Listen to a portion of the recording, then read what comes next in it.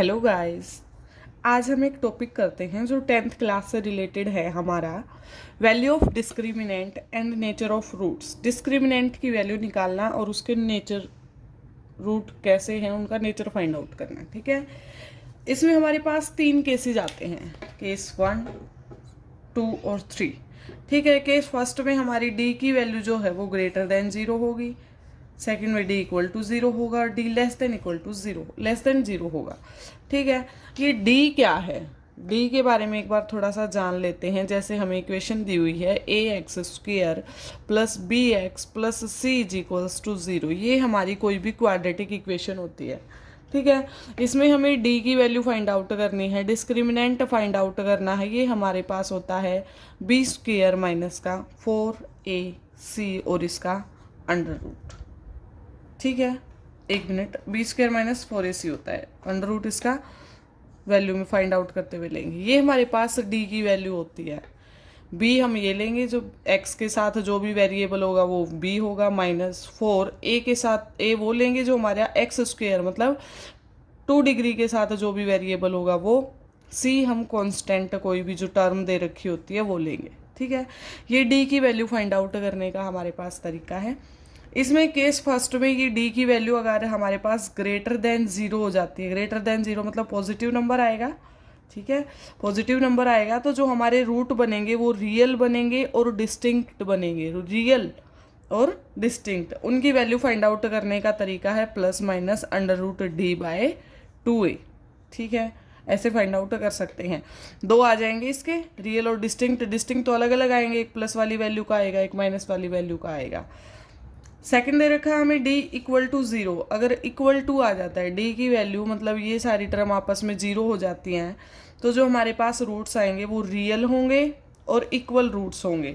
Equal का मतलब अगर ये वैल्यू, ये तो 0 हो ही गया हमारे पास, तो ये वैल्यू आ जाएगी माइनस का b बाई 2a और माइनस का b बाई 2a, ये दोनों वैल्यू हमारे पास सेम आ जाएंगी। ठीक है, थर्ड जब हम करते हैं डी की वैल्यू लेस देन 0 है, लेस देन 0 नेगेटिव नंबर होगा, नेगेटिव नंबर होगा तो इमेजनरी रूट्स आ जाएंगे।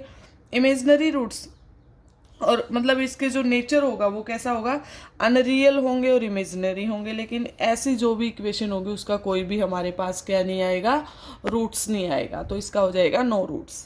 ठीक है, अगर डी की वैल्यू लेस देन 0 हो जाती है तो हमारे पास कोई भी रूट्स नहीं आएंगे।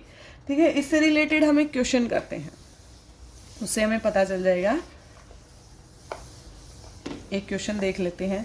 हमें दे रखा है 2x square minus 4x plus 3 is equals to 0। इसका हमें पहले क्या निकालना है, डिस्क्रिमिनेंट निकालना है। पहले हम क्या निकालेंगे, इसका डिस्क्रिमिनेंट। फॉर्मूला अभी बताया, बी स्क्वेयर माइनस का 4ac। वैल्यू देख लेते हैं क्या आएगी। b की जगह पे क्या टर्म है, माइनस का 4। देख लेना यहाँ पे सारे पॉजिटिव नंबर हैं, जो यहाँ पे इनके साथ कोई भी प्लस माइनस आएगा वो साथ ही लेके चलेंगे। माइनस के 4 का स्क्वेयर माइनस 4, ए की वैल्यू हमारे पास 2 और सी की वैल्यू हमारे पास 3।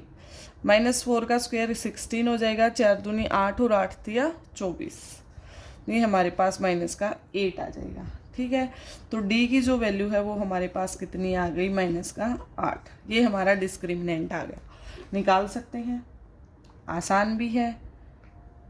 एक और निकालते हैं। ये जो गुणनखंड वाला फैक्टराइजेशन वाला तरीका होता है उससे कहीं आसान पड़ता है। कई बार होता है कि हम इसकी वैल्यू फाइंड आउट नहीं कर सकते, बहुत ज़्यादा मुश्किल है, तब हम वो वैल्यू निकालते हैं।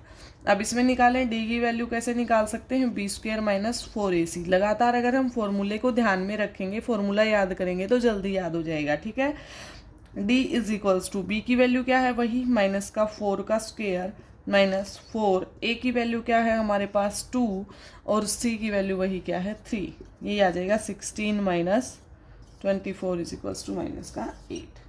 ठीक है, अब इसने ये पूछ लिया, उसमें तो ये सेम था, वही वाला क्वेश्चन है, यही सेम है।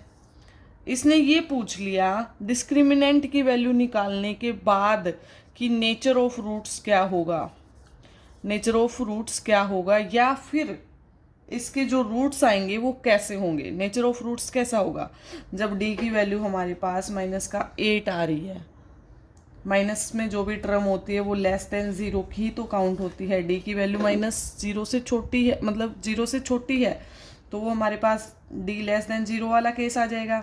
उसमें कैसे रूट्स थे हमारे पास, अनरियल और इमेजिनरी रूट्स थे, ठीक है, अनरियल और इमेजिनरी रूट्स थे, और हमारे पास इसका कोई भी रूट नहीं आएगा, ठीक है।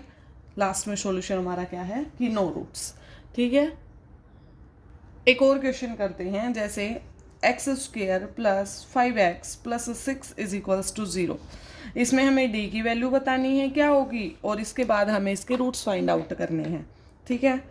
d की वैल्यू निकाल लेते हैं, b स्क्वेयर माइनस का 4ac, d is equals to b square 5 का स्क्वेयर माइनस 4, a की वैल्यू 1, यहाँ कुछ नहीं है तो 1 है, इंटू 1 इंटू में 6। कई बच्चे इसको एक्स स्क्वेयर ही लिख के आ जाते हैं। बेटा एक्स स्क्वेयर और एक्स नहीं लिखना होता, वेरिएबल नहीं लिखने होते, उसके साथ जो कॉन्स्टेंट टर्म होती है ना उसको लिखना होता है। 5 का स्क्वेयर 25 हो जाएगा, माइनस 6 चौके 24। तो डी की वैल्यू हमारे पास यहाँ से आ गई कितना, 1। अब हम क्या निकाल सकते हैं, इसके रूट्स निकाल सकते हैं। डी की वैल्यू 1 है, मतलब डी ग्रेटर देन हमारे पास कितना है, 0 है। ग्रेटर देन 0 के लिए इसके रूट्स कैसे आएंगे, 2 रूट्स आएंगे, ठीक है, रियल होंगे और क्या होंगे, डिस्टिंक्ट रूट होंगे, डिस्टिंक्ट रूट होंगे। अभी अभी हमने पढ़ा, 3 ही केस तो पढ़े हैं, डी इक्वल टू 0 हो हमारे पास, D greater than 0, D less than 0 का केस अभी अभी हमने किया है। डिस्टिंक्ट रूट होंगे, कैसे निकालेंगे, minus b plus minus under root d by 2a, यहीं से दोनों निकल जाएंगे, ठीक है। इसको साफ कर दें एक बार, डी की वैल्यू याद रखेंगे हमारे पास क्या आई है, एक रूट निकलेगा minus b minus under root d by 2a करके, और एक निकलेगा minus b plus under root d by 2a करके। माइनस बी हमारे पास इक्वेशन क्या थी, x square plus 5x minus 6 plus 6 is equals to 0। Minus b minus का 5 माइनस अंडर रूट डी मतलब अंडर रूट 1 अपॉन में 2a की value 1। Second निकालेंगे माइनस का 5 प्लस अंडर रूट 1 अपॉन में 2 इंटू में 1, ठीक है। माइनस 5 अंडर रूट 1 करेंगे 1 ही आएगा अपॉन में 2, और ये आ जाएगा माइनस 5 प्लस 1 अपॉन में 2। माइनस 5 और माइनस 1 कितने हो जाएंगे, माइनस का 6/2 और ये माइनस का 4/2, ये आ जाएगा माइनस का 3, ये माइनस का 2, ठीक है। ध्यान में रखेंगे, ये हमारे पास 2 रूट्स आ गए, दोनों देखो रियल हैं और हमारे पास डिस्टिंक्ट है, अलग अलग हैं। आशा है आप सबको समझ में आया होगा। मोर वीडियोस के लिए चैनल को लाइक कर दीजिए, सब्सक्राइब कर लीजिए। Thank you.